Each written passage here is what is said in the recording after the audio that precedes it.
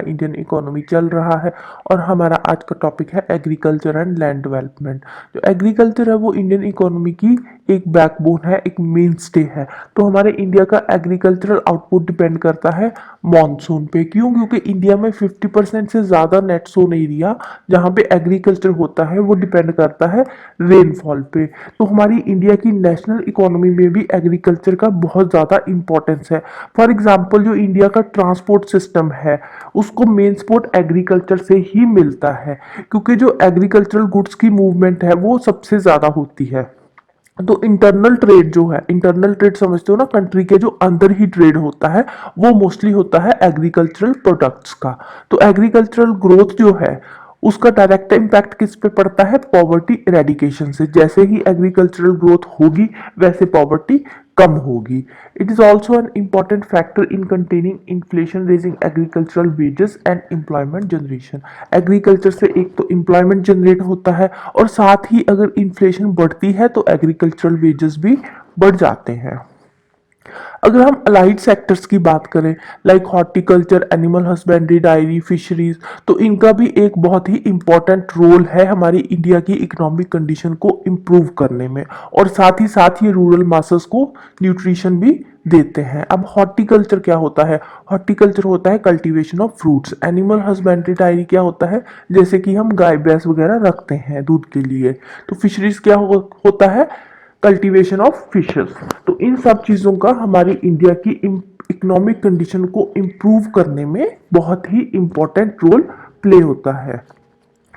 To maintain the ecological balance, there is a need for sustainable and balanced development of both agriculture and allied sector. अब ecological balance को भी साथ ही साथ maintain करना होता है, तो उसको मेंटेन रखने के लिए हमें एग्रीकल्चर एंड अलाइड सेक्टर दोनों में ही सस्टेनेबल एंड बैलेंस्ड डेवलपमेंट की जरूरत है। अब देखो एग्रीकल्चर में सस्टेनेबल एंड बैलेंस्ड डेवलपमेंट का क्या मतलब हुआ? अब ग्रीन रेवोल्यूशन आया था 60s के टाइम पे, 1960s के टाइम पे, तो उसके बाद क्या हुआ? अब HYV सीड्स आ गए, हाई यील्डिंग वैरायटीज आ गई, तो उसके चलते हुए बहुत ज़्यादा फर्टिलाइजर्स, पेस्टिसाइड्स यूज होने लगे, तो जिसकी वजह से जो हमारा इकोलॉजिकल बैलेंस है वो थोड़ा सा हिल गया, बिगड़ गया। तो इसलिए हमें इकोलॉजिकल बैलेंस को मेंटेन करने की भी अब जरूरत है, एग्रीकल्चर को सस्टेनेबल बनाने की जरूरत है, राइट। फिर हम बात करते हैं कमर्शियल क्रॉप्स की। कमर्शियल क्रॉप्स क्या होती है? वो क्रॉप्स जो हम ट्रेड पर्पस के लिए प्रोड्यूस करते हैं। फार्मर सेल्फ कंजम्पशन के लिए प्रोड्यूस नहीं कर रहा, ट्रेड पर्पस के लिए प्रोड्यूस कर रहा है। इसमें आती है ऑयल सीड क्रॉप्स हो गई, शुगर क्रॉप्स हो गई, फाइबर क्रॉप्स, नारकोटिक क्रॉप्स और बीवरेज क्रॉप्स। ये सारी ऐसी कमर्शियल क्रॉप्स है जो फार्मर ट्रेड पर्पस के लिए प्रोड्यूस करता है, कंजम्पशन के लिए नहीं होती। To encourage the agricultural products the government announce to MSP, minimum support price for important agricultural crops. अब एग्रीकल्चरल प्रोडक्ट्स को इनकरेज करने के लिए गवर्नमेंट सबसे पहले क्या करती है? MSP अनाउंस कर देती है कि कोई भी एग्रीकल्चरल क्रॉप है अगर मार्केट में उसकी प्राइस कम होती है तो गवर्नमेंट फार्मर से उसको MSP पे खरीद लेगी, राइट। तो MSP का जो MSP मिनिमम सपोर्ट प्राइस जो डिसाइड करता है वो कौन डिसाइड करता है? वो डिसाइड करता है agriculture cost and price commission, ACPC। तो MSP गवर्नमेंट के बिहाफ पे ACPC डिसाइड करता है। तो MSP जो, अब इसकी डेफिनेशन देख लेते हैं MSP की। MSP announced by government is that price at which government is ready to purchase the crop from the farmers directly if the crop prices falls below the MSP। अगर MSP से कम होता है market में crop का price तो government उस crop को farmer से डायरेक्टली परचेज कर लेती है MSP पे, राइट।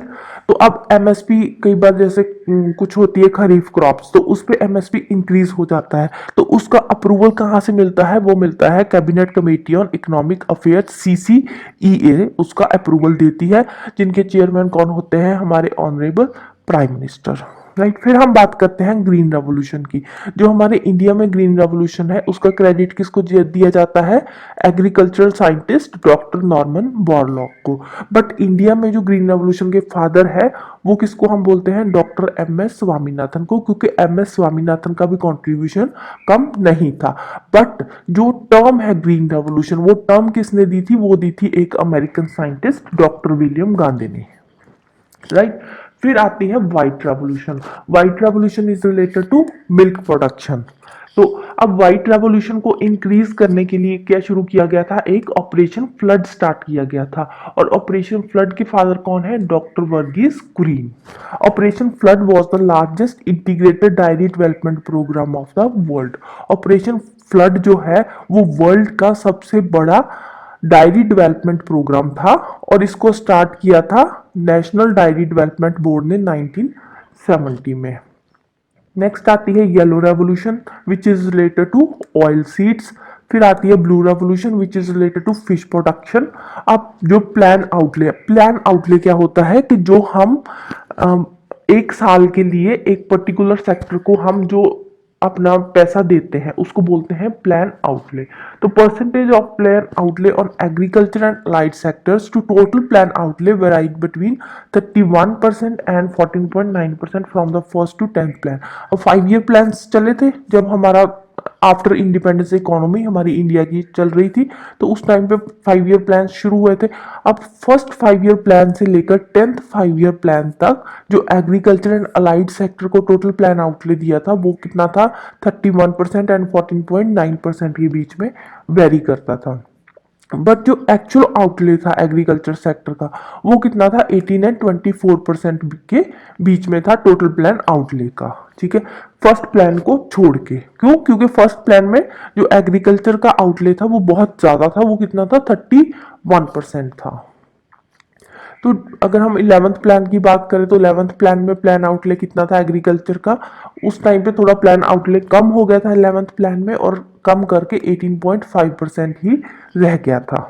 तो अगर हम 5 ईयर प्लान्स के फर्स्ट डिकेड की बात करें, फर्स्ट डिकेड मतलब 10 साल, 10 साल में आ जाएंगे 2 5 ईयर प्लान्स, फर्स्ट और सेकंड 5 ईयर प्लान्स। ठीक है, तो फर्स्ट डिकेड में फर्स्ट और सेकंड 5 ईयर प्लान इंप्लीमेंट किए थे। तो उस टाइम पे जो एग्रीकल्चर का ग्रोथ रेट था, एनुअल ग्रोथ रेट, वो कितना था, 3.3%।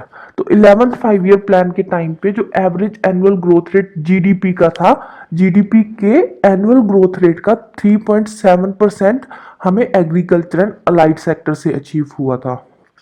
तो ये थोड़ा टारगेट से कम था। क्यों, क्योंकि जो 11th पीरियड का टारगेट था ना वो हमारा था 4% होगा, कि जीडीपी का 4% एग्रीकल्चर और अलाइड सेक्टर से होगा ग्रोथ।